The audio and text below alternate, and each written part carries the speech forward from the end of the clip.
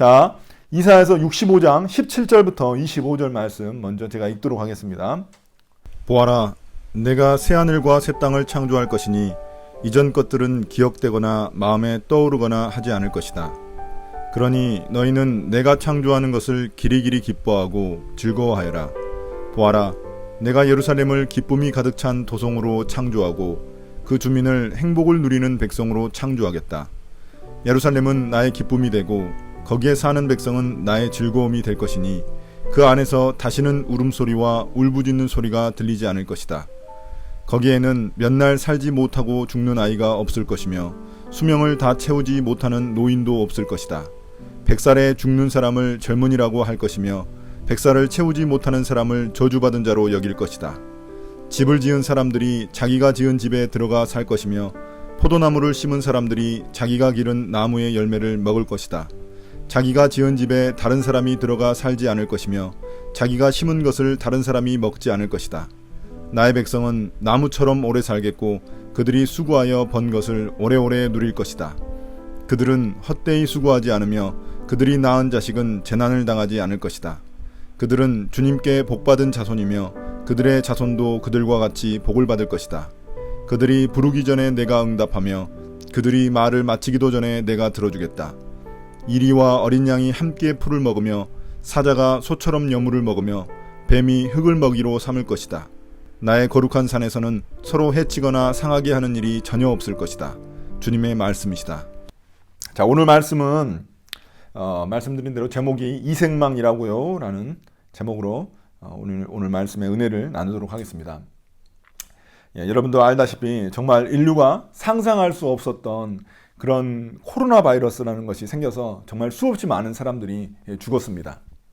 우리도 아직도 이러한 이 코로나 바이러스를 정말 해결할 수 있을지 이거에 대한 확신이 없습니다. 사람들이 이러다가 평생 마스크 쓰고 다녀야 되는 거 아닌가 이런 걱정이 있습니다. 이런 불안이 있습니다. 또 혹시 해외여행 이제 두 번 다시 못 가는 거 아닌가 이런 또한 걱정도 있습니다. 이것뿐이겠습니까? 제가 기도하면서 우리가 말한 대로 지금 IT 섬에도 또다시 지진이 일어나서 수백 명이 죽었습니다. 그리고 여러 해외 여러 나라의 홍수와 또 여러 가지 산불이 일어나가지고 많은 사람들이 피해를 보고 또 생명을 잃었습니다. 여러분, 우리는 그렇다 치더라도 다음 세대가 참 걱정되는 게 사실입니다. 저희는 그렇다 쳐요. 그렇지만 그 다음 세대는 어떨 것인가, 어떤 세상을 살 것인가 이런 걱정이 있습니다. 여러분, 우리가 사는 일상도 한번 보시기 바랍니다. 우리가 아무리 열심히 일해도 평생 동안 집 한 채 사기도 쉽지 않은 그런 세상에 살고 있습니다. 연예인들은 빌딩 팔아가지고 수십억씩 챙기는데 송파 새 모녀는 이 굶주림에 죽어갔습니다. 보이스피싱 같은 그런 사기 범죄도 넘쳐나서 우리가 함부로 전화를 받을 수도 없습니다. 또한 이 몰카 범죄도 너무나 심해져가지고 어디를 가든지 우리가 불안해하는 마음입니다. 함부로 어디를 갈 수도 없는 그런 상황입니다. 어쩌다가 이렇게 세상이 이렇게 망가졌을까요? 과연 우리에게는 소망이 있을까요? 우리가 문제의 원인을 안다면 해결 방법도 있을 거라는 생각이 듭니다. 성경은 이 모든 문제의 근원을 죄에서 찾고 있습니다. 인간이 죄의 문제를 해결할 수 없기 때문에 일어난 일이라고 말하고 있습니다. 그리고 그 문제를 해결할 수 있는 분을 성경은 메시아, 구원자라고 이야기를 합니다. 예수 그리스도라고 말할 때 그리스도라는 말이 바로 메시아, 구원자라는 말입니다. 바로 그 메시아, 그 성경이 말하는 그 메시아가 바로 예수님입니다. 성경은 예수님을 통해서 우리에게 새로운 세상이 왔고 또 새로운 세상이 올 것이라고 이야기를 하고 있습니다. 그 새로운 세상을 예수님은 하나님의 나라라고 부르셨습니다. 과연 예수님이 오셨을 때 그 하나님의 나라가 우리 가운데 왔을까요? 예수님의 어떤 기적들을 보면은 하나님 나라가 왔다는 그런 증거들을 우리가 볼 수 있는데 진짜 과연 예수님이 십자가에서 죽으시고 난 후 그 하나님 나라가 우리 가운데 왔을까요? 우리가 앞서 말한 그런 범죄들을 보고 우리 삶의 여러 가지 일상들을 보면은 하나님 나라가 오기는커녕 세상이 더 망가져 있는 듯한 그런 느낌을 받게 됩니다. 그러나 우리가 조금만 더 생각해 보면은 꼭 그렇지만은 않다는 사실을 알게 됩니다. 예수님께서 십자가에서 죽으신 후 2000여 년 동안 예수님이 선포하신 하나님 나라는 부분적으로 세상 곳곳에 영향을 미쳤습니다. 여러분 다 알다시피 노예제도가 오랫동안 있었지만 그 노예제도가 폐지되었습니다. 그것에 앞장섰던 사람이 이 크리스찬이었죠. 그리고 여성을 포함한 이 소외된 자들이 그들의 인권이 신장되었습니다. 옛날에는 여성들이 이 투표권도 없었습니다. 그런데 투표권이 생기고 여성의 인권이 많이 신장됐죠. 예를 들어서 세계 인권 선언문을 보면은 그 세계 인권 선언문의 근본 정신이 성경의 뿌리를 두고 있다는 사실을 여러분은 아시는지 모르겠습니다. 또한 세계 보건기구 있잖아요. 세계 보건기구 보시면은 그 깃발에 보시면은 어떤 모양이 있는 줄 아십니까? 잘 모르시죠? 그 모양에 보시면 뱀 형상이 있습니다. 뱀. 왜 세계 보건기구에 뱀 형상이 있을까? 여러분 되게 궁금해 하실 수 있는데 그것도 성경에서 가져온 그런 모티브입니다. 성경에 뿌리를 두고 있습니다. 이 뱀도. 이런 모습들은 부분적으로나마 하나님 나라가 이 땅 가운데 왔다는 것을 우리에게 말해주고 있는 것입니다. 그럼에도 불구하고 여전히 이 세상에는 죄가 가득 차 있습니다. 아직도 완성된 하나님의 나라가 우리 가운데 오지 않았기 때문에 그렇습니다. 여기서 이제 예수님이 말씀하셨던 완성된 하나님의 나라, 그 나라를 오늘 말씀에서는 새하늘과 새 땅이라고 부르고 있습니다. 새하늘과 새 땅은 완전히 새로운 세상을 의미하는 성경적인 표현입니다. 성경 다른 곳에서는 이 세상을 예수님이 다시 오시면 완성될 하나님의 나라, 우리가 소위 부르는 천국 있잖아요. 천국. 우리는 천국으로 알고 있지만 원래 하나님의 나라라는 말입니다. 근데 그거를 이제 우리가 한자어로 바꾸면 천국이 되는 것이죠. 그래서 우리가 말하는 그 천국이 오늘 말씀하는 새하늘과 새 땅입니다. 그러니까 하나님 나라는 예수님이 오신 이후 이 땅에 부분적으로 왔지만 완전하게 온 게 아닙니다. 여러분들이 그 퍼즐 맞추잖아요. 퍼즐 맞추면 퍼즐이 완전하게 맞춰지려면 시간이 걸리잖아요. 그런 것처럼 지금은 퍼즐이 이 조각조각 나 있는 것입니다. 그리고 나중에 이제 그 퍼즐이 맞춰지는 거죠. 그게 완성된 하나님의 나라라는 것입니다. 그렇게 본다면 지금 이 말씀이 지금 예수님이 오시기 전 500년 전에 지금 선포된 말씀이거든요. 그러니까 예수님 오시기 전 500년 전에 벌써 마지막 때 완성된 하나님의 나라를 지금 예언하고 있다는 사실은 정말 놀라운 것입니다.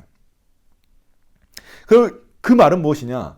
지금 그들이 살고 있는 이 말씀이 선포되는 이 순간 살고 있는 수많은 이스라엘 백성들이 정말 엄청난 고통과 절망 가운데 있었다는 것을 말해주는 것입니다. 그렇기 때문에 이 말씀이 이 새로운 세상에 대한 이 예언이 그들에게 소망이 되고 그들에게 위로가 됐던 것입니다. 격려가 됐던 것입니다. 여러분 이스라엘 백성들은 바벨론 포로에서 돌아왔습니다. 돌아왔지만 아직도 자신들이 돌아온 이 땅, 가나안 땅은 너무나 혼란스러웠습니다. 그리고 이방 민족들의 침입이 있었습니다. 그리고 흉년도 있었어요. 그러다 보니까 이 전염병도 돌았습니다. 그리고 그들은 그럼에도 불구하고 계속해서 우상 숭배를 하고 있었습니다. 그럴 때 이 말씀의 예언, 하나님께서 그들을 고치시고 또 그들에게 새로운 세상을 주겠다는 이 하나님의 말씀의 예언은 그들에게 큰 위로가 됐다는 것입니다. 하나님을 위로로 삼고 있는 사람들에게는 가장 큰 위로가 됐다는 것입니다. 소망이 됐다는 것입니다. 주님은 절망에 빠져 있는 이스라엘 백성들에게 내가 새로운 세상을 창조하시겠다고 약속하십니다. 먼저 그 세상은 지금의 세상과는 아주 질적으로 완전히 다른 세상이라는 걸 우리가 알 수 있습니다. 17절을 보십시오. 이전 것들은 기억되거나 마음에 떠오르거나 하지 않을 것이다 라고 말하고 있습니다. 이스라엘 백성들은 그 과거에 지었던 많은 죄들이 있습니다. 지금도 죄를 짓고 있죠. 근데 그 모든 기억들, 그들이 죄 지었던 기억들을 주님께서 다 없애주신다는 것입니다. 그리고 주님이 기억하시지 않으시겠다는 것입니다.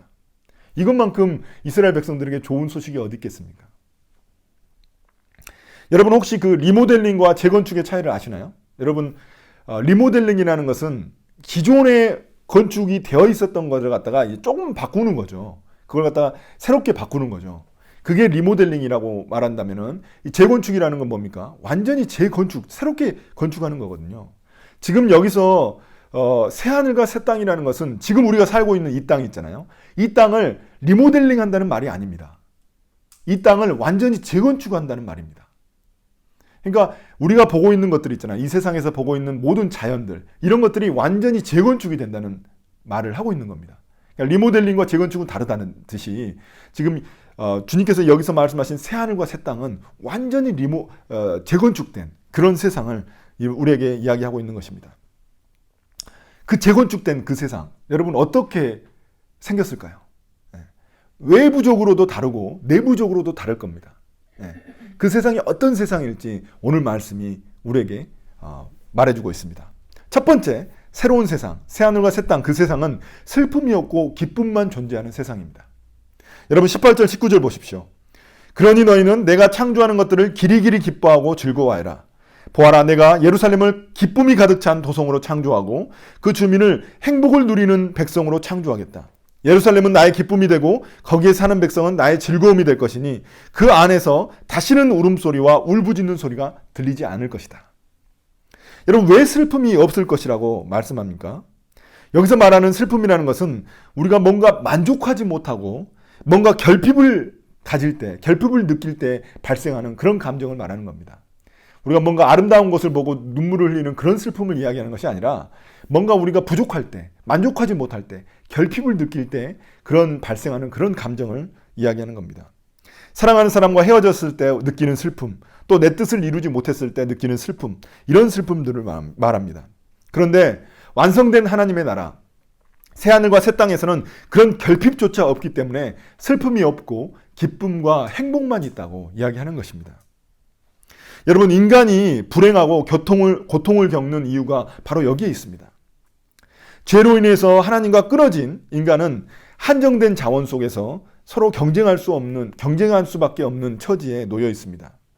그러니까 누군가 이 자원을 차지하면 나는 차지할 수 없게 되는 겁니다. 누군가 이걸 차지하면 나는 차지할 수 없어요. 왜냐하면 한정되어 있기 때문에. 그래서 경쟁하게 되는 겁니다. 그 경쟁에서 진 사람은 가지지 못해서 결핍과 불만족 상태에 놓이게 되고 그러므로 말미암아 슬픔을 느끼게 된다는 것입니다. 그러나 여러분, 새로운 세상에서는, 새하늘과 새 땅의 세상에서는 하나님의 무한한 자원을 우리가 공급받기 때문에 결핍이 없다는 것입니다. 결핍이 없기 때문에 슬퍼할 이유도 없고 서로 싸우거나 또 서로 경쟁할 이유도 없다는 것입니다. 과거 저희 집에 이제 7명이 살았어요. 저희 누나가 셋에 여동생이 하나니까. 그래서 엄마가 귤 한 박스를 사오면은 그냥 그날 동이 났습니다. 그래서 항상 누나들하고 눈치 싸움을 했었어요. 여동생하고. 그래서 빨리 먹었어야 됐습니다. 그래서 왜냐면 그 다음 날에는 없으니까요. 네. 그러니까 이 세상도 동일하다는 겁니다. 우리가 하나님과 연결되어 있기만 하면은 그 무한하심, 하나님의 무한하심을 공급받을 수 있는데 이 세상은 그렇지 않다는 거예요. 이 세상은 경쟁이 있고 한정된 자원이 있다는 것입니다. 우리가 물론 이 하나님을 알고 우리가 그 하나님 나라가 우리 가운데 와가지고 우리가 그 하나님 나라를 느낄 수 있지만 아직도 우리가 살고 있는 이 땅에는 한정된 자원이 있기 때문에 우리의 어떤 그 한정된 자원 때문에 우리가 느끼는 한계도 있습니다. 그렇지만 그럼에도 불구하고 우리의 삶은 하나님 나라로 인해서 풍성하고 또 행복해질 수 있다는 것입니다. 왜냐하면 하나님 나라는 이미 왔고 완성된 하나님의 나라는 나중에 예수님이 오실 때 올 것이기 때문입니다. 그러니까 지금 우리는 하나님의 나라를 누릴 수 있습니다. 그런데 부분적으로 누린다는 것이죠. 제가 아는 어떤 분은 결혼 후에 정말 불행한 가정을 가지게 됐습니다. 사귈 때는 몰랐는데 사귀고 났더니 남편이 너무 욕을 잘하는 거예요. 그리고 화도 잘 내고 그러는 겁니다. 이런 남편으로 인해서 자신도 고통을 당했지만 자신의 딸도 고통을 당해가지고 우울증을 겪었고 결국에는 정신병원에 가게 됐습니다. 그래서 여러 가지 어려움 때문에 절에도 가보고 또 108배도 해보고 여러 가지 것들을 해봤어요. 그런데 이제 해결이 안 되는 거예요. 그러다가 누군가의 소개로 교회를 가게 됐습니다. 근데 이분이 교회 가가지고 예수님을 만나게 됐어요. 그래서 예수님을 만나고 나서 이분의 삶이 바뀌었습니다. 물론 상황은 바뀌지 않았습니다. 자신의 딸은 여전히 이 정신병원에 있고 남편의 모습은 그다지 바뀌지 않았습니다. 근데 그럼에도 불구하고 그분은 마음에 행복하다는 겁니다. 그리고 자신의 삶에 대해서 감사하는 마음을 가지게 됐다는 것입니다. 하나님의 나라가 그 가정 가운데 그 사람 가운데 임했기 때문입니다. 여러분, 이렇듯이 자신의 처지는 바뀌지 않지만 우리가 주님과 연결돼서 하나님의 나라가 우리 가운데 임하게 되면은 하나님의 무한한 위로와 격려를 우리가 받게 된다는 것입니다. 여러분, 두 번째, 새로운 세상에서는 건강하게 장수를 누리는 그런 세상이 됩니다. 여러분, 20절, 21절입니다. 거기에는 몇 날 살지 못하고 죽는 아이가 없을 것이며 수명을 다 채우지 못하는 노인도 없을 것이다. 100살에 죽은 사람은 젊은이라고 할 것이며 100살을 채우지 못하는 사람을 저주받은 자로 여길 것이다. 여기서 우리가 봤을 때 이 100살이라는 것은 어떤 상징적인 의미를 가지고 있는 것입니다. 이 100이라는 거, 야, 100살, 백수했대 이렇게 이야기하면 어떤 의미인가요? 장수했다는 의미잖아요. 그러니까 이 땅에서 장수했다는 의미로 지금 성경에서 사용하고 있는 단어가 100이라는 숫자입니다. 이건 100이라는 숫자는 성경에서 완전수라고 이야기하는 겁니다. 성경에서 완전수들이 있거든요. 7, 10, 100, 1000 이런 것들은 완전수입니다. 그래서 이제 장수한다는 그런 의미인데 이 땅에서의 장수하고 새로운 세상, 새하늘과 새 땅에서의 장수하고는 차원이 다르다는 겁니다. 이 땅에서는 백수만 해도 100살만 살아도 엄청 오래 장수한 건데 그 땅에서는 100살 살아도 그건 젊은이에 속한다는 거예요. 그러니까 그 정도로 이 새로운 세상에서는 건강하고 장수하는 그런 삶을 우리가 맞이하게 된다는 것입니다. 여러분, 그 당시에는 어린 아이들이 태어나자마자 죽는 경우가 정말 많았습니다. 그래서 우리나라도 예전에 못 살 때는 그 정말 태어나자마자 죽은 아이들이 많았거든요. 그래서 이제 돌잔치 같은 걸 했었던 이유가 거기에 있습니다. 그런데 이제 그 당시에도 많은 아이들이 죽어났고, 그 다음에 그 당시 사람들이 질병으로 인해서 평균 수명이 되게 낮았습니다. 그러다 보니까 이렇게 장수하고 또 아이가 어렸을 때 죽지 않는 거, 이게 큰 복으로 여겼다는 것입니다. 지금 우리도 이 장수하는 것을 갖다가 큰 복으로 여기기도 합니다. 그러나 세상이 만약 고통과 슬픔 가운데만 있다면 장수하는 게 무슨 복이겠습니까? 그렇잖아요. 어차피 살아봤자 고통과 슬픔 가운데 있는데 복이 아니죠. 그런데 새로운 세상은 기쁨과 행복이 있기 때문에 우리가 오래 사는 거, 이 장수하는 거, 이게 복이 된다는 것입니다.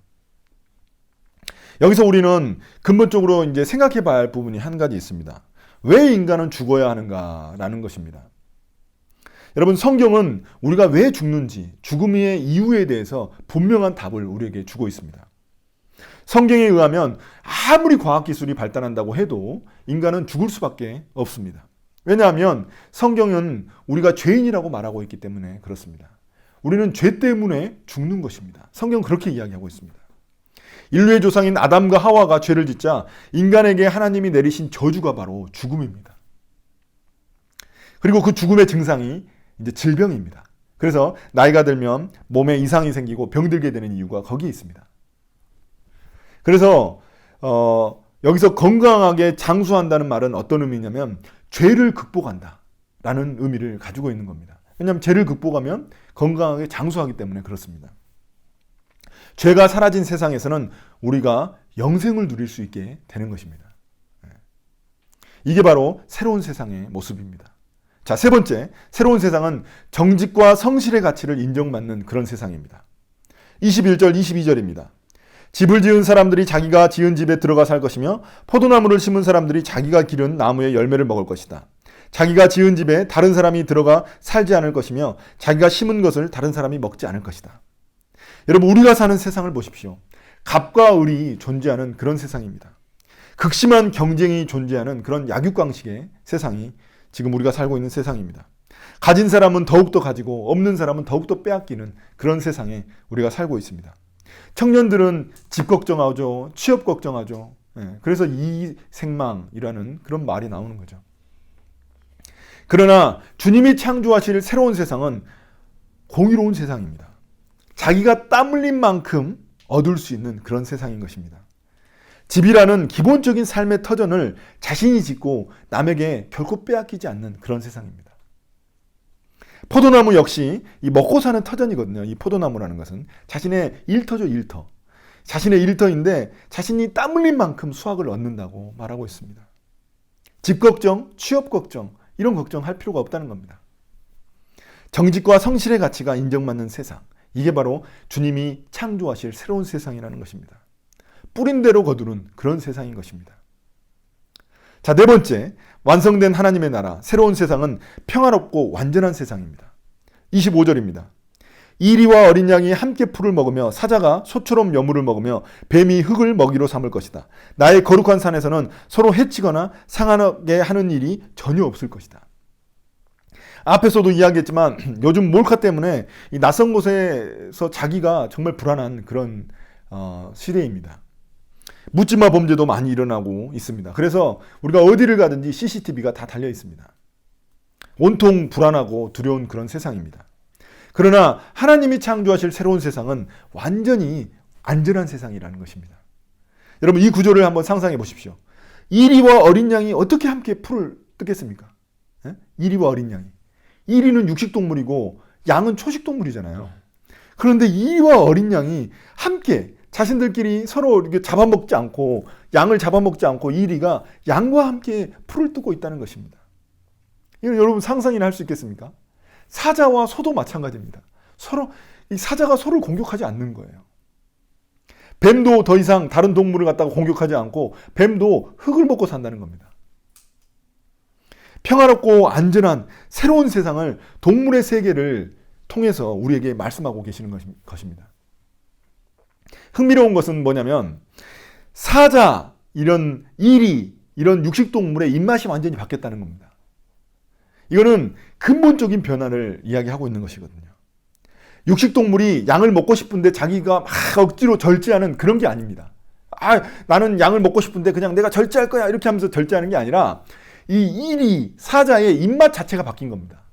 그래서 양을 먹고자 하는 욕구조차 없는 겁니다. 그런 조차. 여러분, 동물의 세계가 이 정도니까 사람의 세계, 지금 이 동물의 세계를 통해서 지금 우리 이 인간 세상의 세계를 말하고자 하는 거거든요. 그럼 인간 세상은 어떻게 됐을까요? 그러니까 서로 경쟁하거나 싸우거나 누구를 양육강식 그런 세계가 아니라는 겁니다. 사람들의 완전히 그 본성 자체가 변화된 세상, 누군가를 공격하거나 빼앗으려고 하는 그런 욕심조차 없는 세상이 된다는 것입니다. 이런 세상, 그 세상이 바로 주님이 창조하실 새로운 세상이라는 겁니다. 여러분, 밤에 혼자 돌아다녀도 안전한 세상, 이런 세상이라는 겁니다. 여러분, 이사야서 11장에 보면은 이것에 대한 더 극적인 표현이 나옵니다. 11장 8절에 보시면 뭐라고 나오냐면, 새로운 세상이 오면 젖먹이가 독사의 구멍 앞에서 장난치고 어린아이가 살모사의 굴에 손을 넣을 것이다. 이거 얼마나 위험한 짓입니까? 이게 그렇잖아요. 살모사의 그 굴에다가 손을 넣으면 어떻게 돼요? 근데 그럼에도 불구하고 안전하다는 겁니다. 새로운 세상에서는. 왜냐하면 살모사가 공격을 안 할 거기 때문에. 여러분, 누군가는 이렇게 속으로 생각할 수 있을지 몰라요. 에이, 이런 성경의 말씀은 그냥 비유야, 비유. 좋은 세상이 오겠지. 이런 것에 대한 자신의 어떤 소망을 담은 그런 비유에 불과해. 이런 세상 오지 않아. 이건 현실적이지 않아. 이렇게 생각하는 사람이 있을 수 있습니다. 근데 그런 사람은 어떤 사람이라고요? 성경을 믿지 않는 불신앙의 사람이라는 겁니다. 그런 사람은 믿음이 없는 겁니다. 자, 여러분 잘 생각해 보십시오. 어린아이가 엄마 뱃속에 있을 때 우리가 지금 살고 있는 이 세상에 대해서 상상이나 했을까요? 어떤 세상인지 상상이나 했을까요? 상상 못했겠죠, 어린아이가. 그런 것처럼 하나님이 새롭게 창조하실 그 세상은 우리가 상상조차 할 수 없는 그런 세상이 될 것이라는 것입니다. 여러분, 이게 어떻게 가능할까요? 이사야서 11장 9절에 보면 이런 말이 나옵니다. 하나님의 거룩한 산 어디에도 그들을 해치는 것이나 다치게 하는 것이 없을 것이다. 물이 바다를 덮듯이 그 땅에는 여호와를 아는 지식이 가득 찰 것이다. 여러분, 여기에서 여호와를 아는 지식이라는 것은 뭐냐면 하나님을 너무나 잘 알고 있는 거예요. 부부 사이가 이 세상에서 가장 서로 잘 알고 있는 사이잖아요. 그런데 그 사이처럼 가장 하나님과 친밀하게 있는 상태, 그 상태가 온 세상에 가득하다는 겁니다. 24절을 보십시오. 그들이 부르기 전에 내가 응답하며 그들이 말을 마치기도 전에 내가 들어주겠다. 이 말은 뭐냐면 백성이 부르기도 전에 하나님이 응답해 주시고 내 말이 끝나기도 전에 주님이 내 기도를 들어주신다는 겁니다. 그러니까 얼마나 친밀한 관계인지 우리에게 이야기해 주는 겁니다. 여러분, 우리가 구하는 것 자체가 이 새로운 세상에는 우리가 구하는 것 자체가 바로 하나님의 뜻이 돼버립니다. 그러니까 하나님이 바로바로 응답해 주시는 겁니다. 이렇듯 하나님의 통치가 이루어지는 그 세상, 바로 그 세상이 하나님의 나라라고 우리가 부르는 것입니다. 이제 여러분 결론을 내리려고 합니다. 우리 많은 젊은이들이, 우리 많은 사람들이 헬조선, 또 이생망, 이런 말들을 하면서 절망적인 상황을 우리에게 말합니다. 당시 이스라엘 백성들도 그런 절망적인 상황 가운데 놓여 있었습니다. 그러나 이런 절망 속에서 성경은 우리에게 소망을 말하고 있습니다. 왜냐하면 주님이 우리를 포기하지 않으셨기 때문에 그렇습니다. 여러분, 철로역정이라는 그런 소설을 보면 그 의심의 성에 사는 절망 거인이 등장합니다. 그 절망 거인의 아내가 이름이 뭐라고요? 자포자기입니다. 자포자기. 인간에게 있어서 가장 치명적인 독약이 바로 절망이라는 것을 알기 때문에 그 소설에 나오는 주인공을 그 절망 거인이 감옥에 가둬가지고 그 크리스찬이 절망하도록 만듭니다. 그런데 그 크리스찬이 감옥 가운데 있으면서 자신이 잊어먹고 있었던 한 가지 사실을 깨닫게 됩니다. 자기 가슴에 누군가 줬던 어떤 열쇠가 있었거든요. 그래서 그 열쇠를 기억하고 그 열쇠를 꺼내가지고 그 감옥의 문을 열게 됩니다. 그 열쇠의 이름이 뭐였을까요?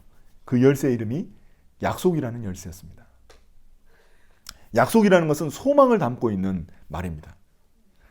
그래서 우리가 성경을 갖다가 구약과 신약이라고 이야기하는 거죠. 옛날 약속, 새로운 약속. 절망을 이길 수 있는 유일한 길은 약속에 대한 소망을 품는 것입니다.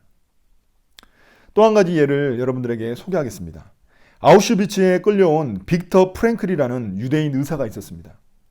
그와 함께 1,500명의 유대인이 잡혀왔는데 그중 1,200명이 하룻밤 사이에 가스실에서 죽음을 당했습니다. 그리고 그 사실을 이제 빅터 프랭클이라는 이 유대인 의사는 목격했습니다. 시간이 갈수록 많은 사람들이 이러한 가스실에서 죽어가는 사람들을 보면서 좌절과 절망에 빠졌습니다. 자신도 언제 이 가스실로 끌려갈지 모른다는 그런 두려움에 휩싸였습니다. 그러나 이 빅터 프랭클이라는 사람은 끝까지 소망을 가졌습니다. 그래서 그는 강제 노동 시간이 그 당시에 있었는데 그 강제 노동 시간에 땅에서 유리 조각 하나를 주었습니다. 그리고 그 유리 조각을 가지고 아침마다 깔끔하게 면도를 했습니다. 그리고 그 수용소에서 얼마 지급되지 않은 그 식수를 받아가지고 자신의 얼굴을 씻는 데 사용했습니다.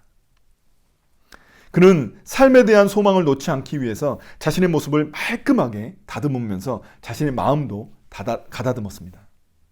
그런데 놀랍게도 이런 그의 모습을 보고 그 당시 이제 그 가스실로 보낼 사람을 추리는 이렇게 결정하는 그런 군의관이 있었는데 그 군의관이 차마 이 빅터 프랭클이라는 이 사람의 모습을 보고 그를 가스실로 보낼 수 없었다고 말합니다.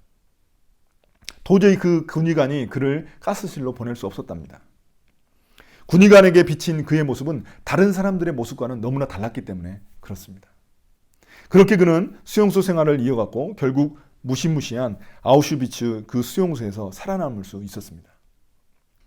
절망적인 상황 가운데 그를 견디게 했던 힘이 무엇일까요? 바로 소망입니다. 소망.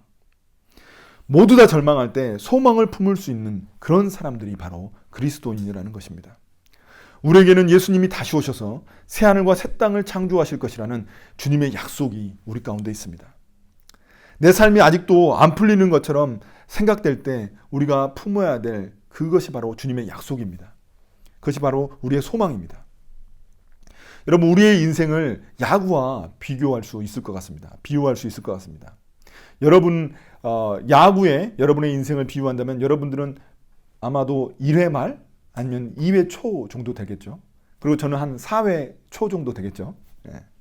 그 정도 되겠죠. 지금 여러분들이 삼진아웃 당했다고 생각하더라도 아직까지 기회는 많이 있습니다. 왜냐하면 야구는 9회 말, 대부분 9회 말까지 가기 때문에. 지금 심지어 여러분 가운데 누군가가 9회 말 투아웃에 9회 말 투아웃, 투쓰리 풀카운트, 그러니까 완전히 이제 공 하나만 남는 거죠. 그런 상황일지라도 아직 한 방이 남아있다는 것입니다. 그래서 우리 모든 그리스도인들은 이런 절망 가운데서도 소망을 품을 수 있는 사람들이 그리스도인이라는 사실을 여러분 기억하면 좋겠습니다. 자, 우리 같이 찬양할까요?